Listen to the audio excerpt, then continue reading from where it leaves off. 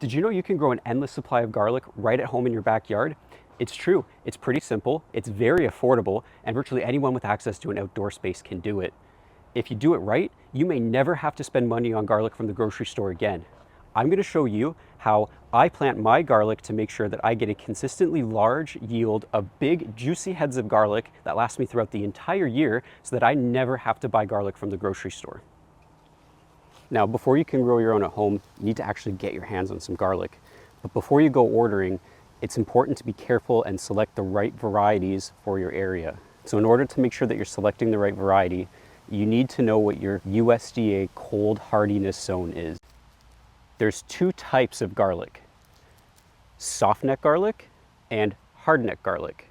Softneck varieties tend to be a little bit less cold hardy than the hardneck varieties. So think of it this way: soft neck, soft garlic; hard neck, hardy garlic.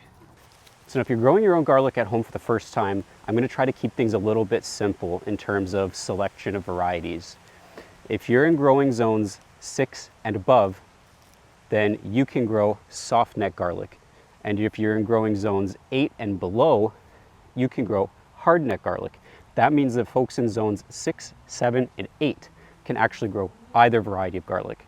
Now, the reason that you want to make sure that you're growing the right type of garlic for your zone is because hardneck garlic, while more cold hardy than softneck garlic, requires a certain amount of cold exposure in order to actually separate into individual cloves in the spring and create that nice big head.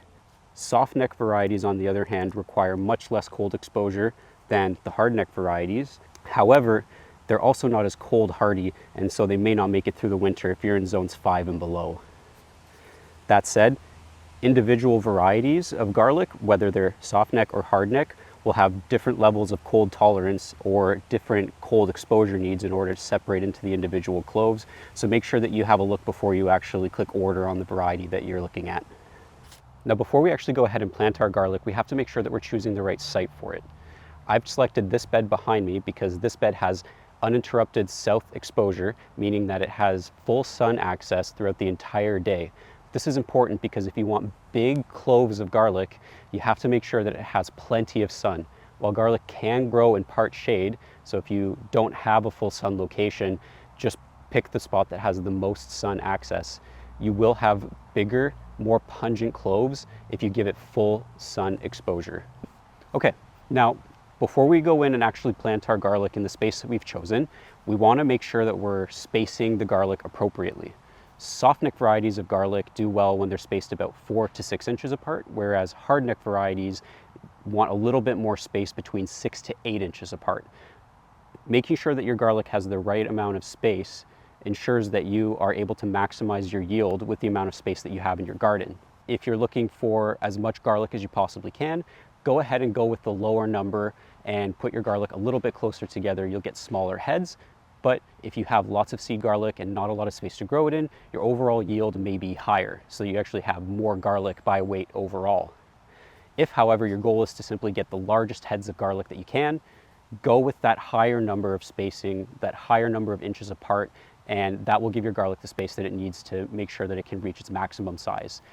Going beyond that number, you're starting to run into the law of diminishing returns because more space beyond that higher number isn't necessarily going to yield larger bulbs. And in fact, you're actually just potentially wasting space in your garden. Now, this next step is completely optional, but I personally really like to have nice straight rows in my garden. Not only is this great from an aesthetic perspective, but it also ensures that my garlic is being planted an even distance apart from each other, which makes sure that I'm going to get a more consistent harvest versus haphazardly digging holes into the ground and putting my garlic in. So before you map out your rows, you have to find out how many rows you're actually going to be putting in. There's some great plant spacing calculators available online. If you want to make sure that your spacing is precise and looks really nice, I suggest using one of these spacing calculators, but they're not mandatory. One of the nice things about these is it does tell you, based on the size of the bed that you have, how much garlic you can actually fit in that space at different spacing intervals. So that'll help you to decide whether you want to plant your garlic a little bit closer together, maybe have slightly smaller heads, but then you can fit more into the same space. And like I said, potentially get a better harvest overall with smaller heads. So based on this calculation that I've done, I can fit 5 rows of garlic into my 3-foot bed here, but I need to take 11 feet of space. Those 5 rows give me 4 inches on either side of the bed for just a little bit of buffer from the edge of the bed where the path is to the first row of garlic on either side. To make sure I'm planting in nice straight rows, I like to make sure that my planting holes are put into the ground before I even start breaking apart any of the heads of garlic. To do this, I take a bamboo cane and I insert it into the soil 4 inches from the edge of the bed. I tie a piece of jute twine to that bamboo cane, and then I put another bamboo cane into the soil 4 inches from the edge of the bed on the other side. I then run the jute twine between one cane to the other and simply map out that line where that twine is into the surface of the soil. I then repeat this process for the other 4 rows. Now, once my 5 rows are in place, I can actually start dibbing the holes that I'm going to be later sowing my garlic seed into. First, I start from the left end of the bed and I dib holes at the edge of each of those 5 rows. I then measure 6 inches to the right from approximately the center of the dibbed hole to the left and along that line that I've drawn previously, and I dib another hole 6 inches away into the soil. And then I repeat this process until I've dibbed enough holes for every single clove of garlic that I'm going to be planting. So seed garlic is not actually seeds, it's actually just garlic. So when your seed garlic arrives or you pick it up from the plant store, you're going to have to actually separate the individual cloves. But a couple things to keep in mind while you're separating out your heads of garlic into the individual cloves. First, be very careful and make sure that you're not causing any damage to the individual cloves of garlic. And likewise, if you discover any cloves in your head of garlic that are already damaged or showing any signs of rot, go ahead and discard those, because chances are they're not going to end up growing, they're not going to be successful, you're not going to get a head of garlic from them, they'll just fail, they'll rot. Don't waste space in your bed for those damaged cloves. One other thing to keep in mind as well is try not to peel off this papery skin from the individual cloves. This skin helps to protect the cloves from rot over the winter, and so peeling it off is taking away that additional layer of protection that it has. Now, while it's not a death sentence, it does increase the risk that your clove is going to rot. I would still plant it personally as long as the clove itself is not damaged. Just keep in mind that it does have a higher risk of rotting without the outside skin. Also, I wouldn't recommend planting the very small cloves. It's not even going to be a full head. So plant this, not this. It's important to make sure that you properly label your garlic. In the spring or summer, when you're harvesting your garlic and you're seeing that each individual variety performed very differently, some are much larger, some are much smaller, you're going to want to know what the varieties are so that you can make sure that you're planting the same varieties that did really well for you in the future, or maybe you actually want to save some of that garlic seed for next year. If you do this regularly, after a couple of years, you can actually build up enough supply where you no longer need to buy seed garlic and you can actually just plant your own garlic. I use these labels here. They have nice long stakes at the bottom to make sure that I can stick them into the ground really well. They're not going to get dislodged over the winter either by a rodent or wind or other type of weather. They have a large area for writing on the front of them as well, so that I have enough space to make sure that I'm writing clearly so that I can actually read this next year. Also, make sure that you're using the right writing utensil. It needs to be something that's going to be able to stay on the label while this is in the ground. It's going to be through a variety of weather. So use something like a wax pencil or permanent marker that's specifically designed to be used as a plant label marker. Otherwise, if you're using a regular permanent marker, chances are, at least in my experience, that it's going to fade over the winter. You won't be able to read what was there. Also, avoid using smaller labels like this little plastic one here. It could go missing. It's so small that it could easily get buried by compost. And if you can't find it, you can't identify your garlic. So avoid these. Go with something like this, but make sure that you're using the right writing utensil so that it doesn't fade. Now, as I go along here and I'm planting my seed garlic, I'm trying to put the pointy end facing up and the area that was attached to the roots facing down. It's not essential that you ensure that they're all pointed, pointy side up, but it does help your garlic to not have to expend that additional energy writing itself. Planting depth here is about 3 or 4 inches.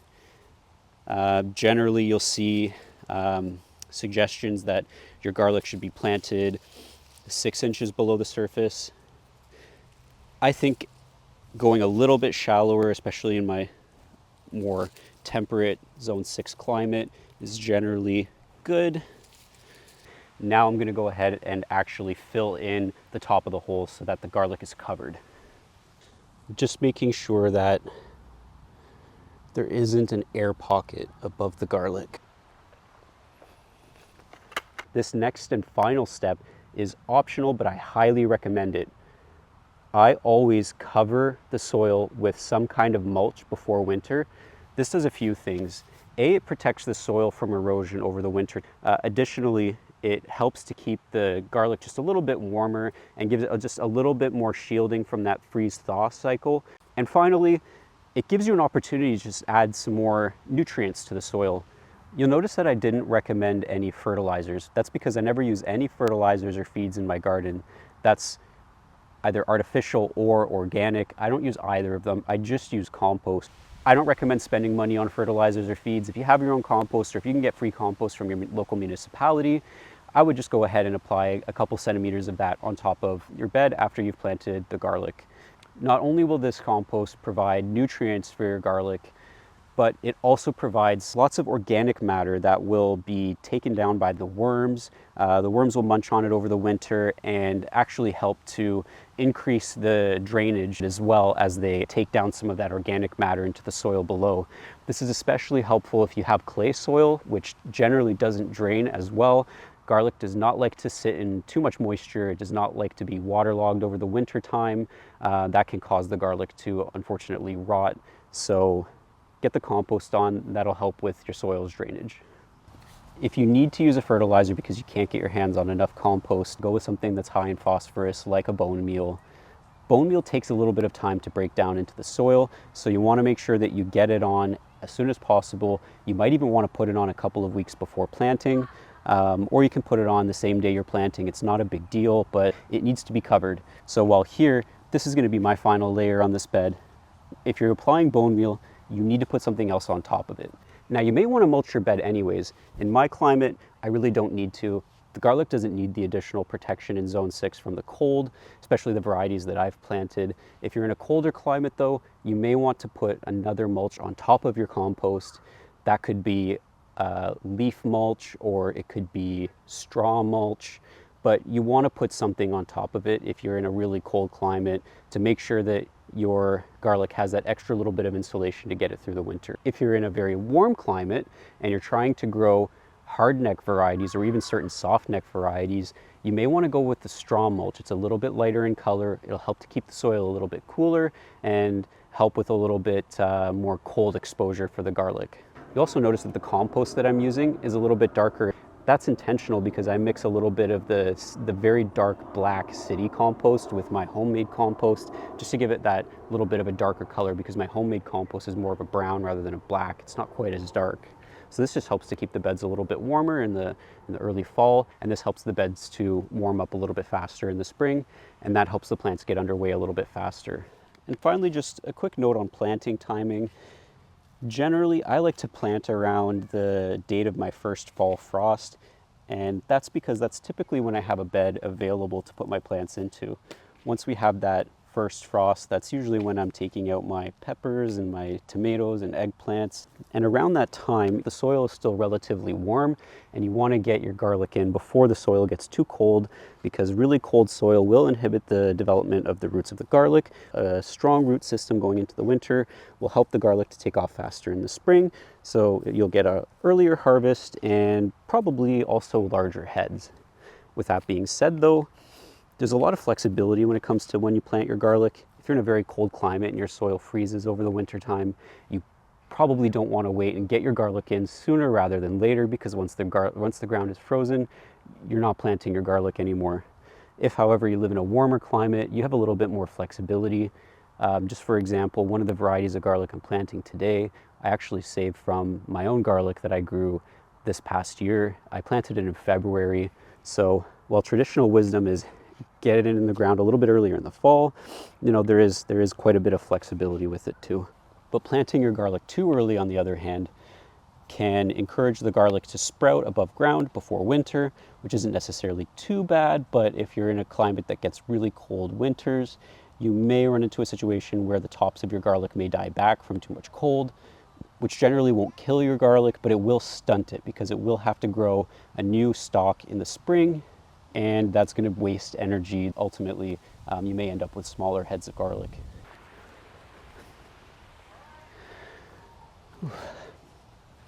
Humans have been growing food for thousands of years. Garlic, even 6,000 years. So I really don't buy into the idea that you need to buy commercial products in order to grow your own food. You can get your hands on a good amount of compost. Often you can get it free from your municipality, and you can also produce quite a bit of your own compost on your own right in your backyard. If you can do that, you don't really need to spend any money on nutrients for your garden. Compost is really all you need. All right, and that's about it. Now, just a couple of finishing thoughts. If you've planted into very dry soil, I do recommend watering them in just to allow the roots of the garlic to get established a little bit sooner. You probably noticed that there's a few cabbages still in this bed, and I had to plant the garlic around them. That's fine. The garlic will take a few weeks to get established, and by the time it does need that additional space, these cabbages will be out and they'll have all the space they need to get well underway. And now that the garlic is planted, there's really nothing else to do except to just keep an occasional eye on it until the middle of next year. However, that's so far away that that's for a future video. And I've just brought out this insect netting here. That's actually to protect the bed from the squirrels. I have squirrels absolutely rampant back here, so I actually have to cover everything with some kind of bird netting or insect netting. Squirrels actually aren't really interested in eating your garlic, but they are interested in digging up your soil, and while doing so, they could end up inadvertently digging up the garlic as well and causing damage to it. Get something over top of it for the fall so that the garlic can get established without being disrupted by the squirrels. I'm gonna get this covered up before I go inside, otherwise the squirrels are gonna have all the garlic dug up by the time I come out in the morning. If you like this video, please give me a thumbs up. If you have any feedback for me, since this is my first video, I would really appreciate if you could leave a comment down below.